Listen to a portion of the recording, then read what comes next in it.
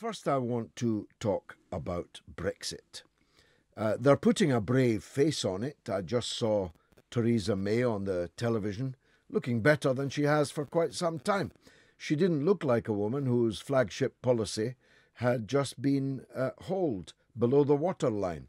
Maybe because it isn't her flagship policy at all. Maybe because she never wanted to leave the European Union in the first place. But it's my take, and I'll be canvassing it with others, Conservative MP Andrew Bridgen, UKIP MEP David Coburn in the first hour. It's my take that the narrow defeat of the government in the House of Commons this week means that the negotiations that lie ahead can only be unutterably awful. Why? Because the EU now knows that there's a majority in the House of Commons that is ready to vote to block Brexit. Now, there is a very big majority in the House of Commons that doesn't want Brexit, but they were scared to say so, to act in accordance with that belief, but now they're not.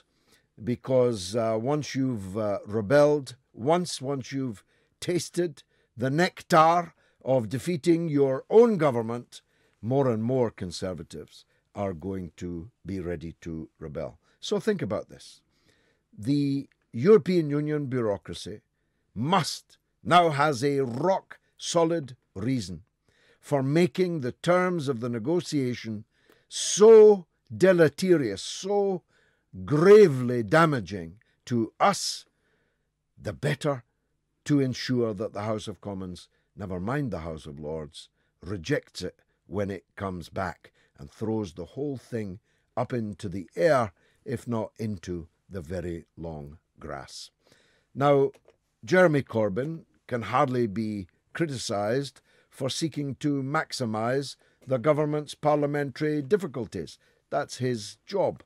He wants to force an early general election, and on current form, it's a general election that he could well win. So complaining about the opposition opposing the government is like a ship's captain complaining about the sea. But Jeremy Corbyn is playing a game of Russian roulette. But that only works if there's never a bullet in the chamber.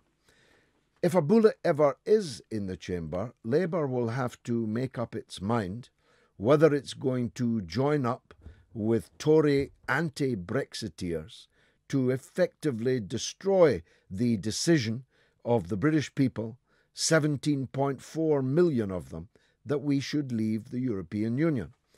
And here I segue, because I've said this before, but I have to remind you, the idea that staying in the single market, staying in the customs union, and thus being obliged to accept the so-called 4 freedoms, one of which is freedom of movement of labour, cheap European labour into Britain, if we are forced by staying in the single market to accept those 4 freedoms and all the restrictions on economic and fiscal policy that I'll come to later, then we haven't left the European Union at all. In fact, it's worse than leaving the European Union. It's worse than not leaving the European Union. It's neither one thing nor the other.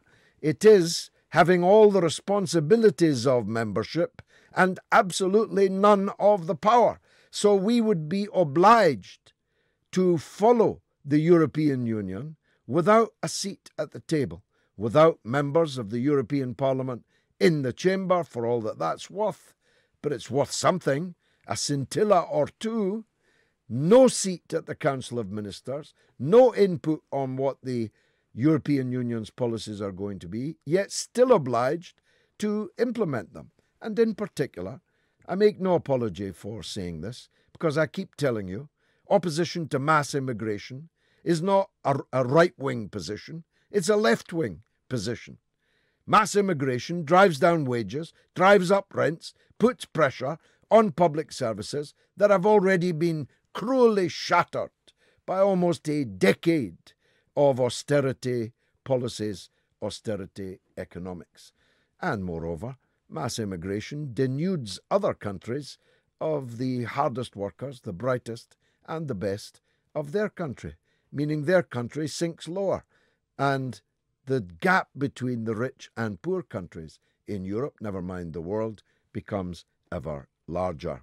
So it's my belief that Brexit may very well be dead, and we'll be looking in the course of this show at how this can possibly have happened and what the implications of it are.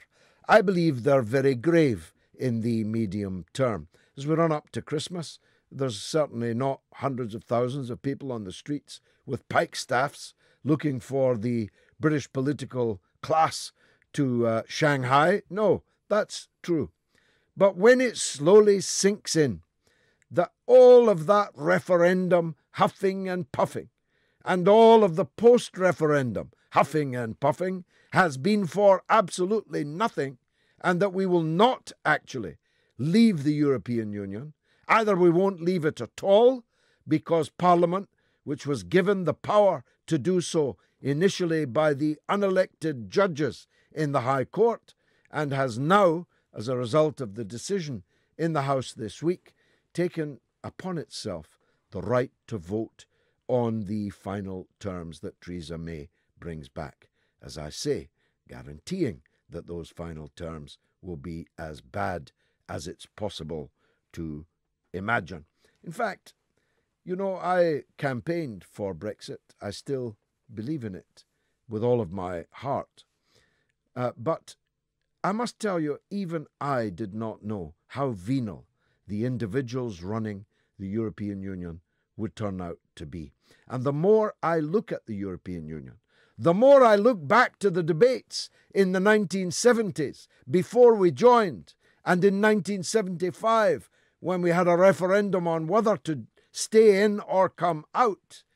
Because of my 70s book, I've been listening and reading all of the things that were said by the great figures of the time who were on my side or I on theirs, to put it more accurately.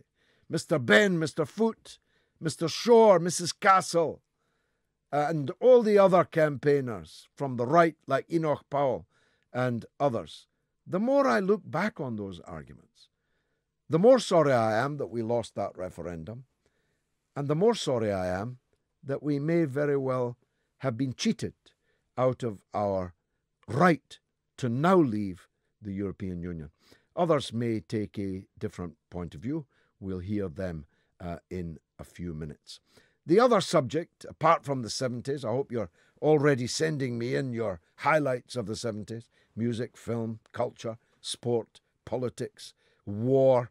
I mean, my goodness, was there ever a decade with more war in it, including in the state that we live in the United Kingdom of Great Britain and Northern Ireland. In just 1 year in the 1970s, almost 500 people lay dead in just 6 counties in the northeast of Ireland, killed by paramilitary activity and by state activity, and many times by the state acting in collusion with paramilitary gangs.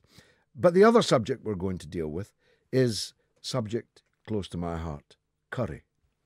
You know, I was gobsmacked when I learned just yesterday that the first Indian restaurant in Britain was opened in the 1930s. Well, they didn't get to Dundee till the late 1960s. And then they had a page at the back where you could order scampi and chips and gammon with pineapple, where your mother and father, if they came out for a dinner with you in an Indian restaurant, didn't have to burn their tongues. They could eat scampi and chips instead. And yet from that beginning, from no Indian restaurants, effectively from my point of view, to that kind of Indian restaurant, to the presence in every city, every town, every village, from Land's End to John O'Groats, this £5 billion a year business, this 12,000 small businesses, overwhelmingly small family businesses, has built up a gigantic empire that has completely changed the course of this country's culinary and therefore cultural life. When I was young, sausage, egg and chips, tea, bread and butter was what you went out for to a restaurant when you were going out for a meal, not the full boona that we have today. I'll be talking to a man called Muhammad Ali, a very accomplished street artist, cult figure, whose own family used to run a curry house in Birmingham where he was born and raised. He's put on an exhibition called Knights of the Raj, and you simply must see it. It's at Birmingham Museum and Art Gallery, and it charts the rise and rise of these poor people who worked all the hours that God sends to change the tables of the nation.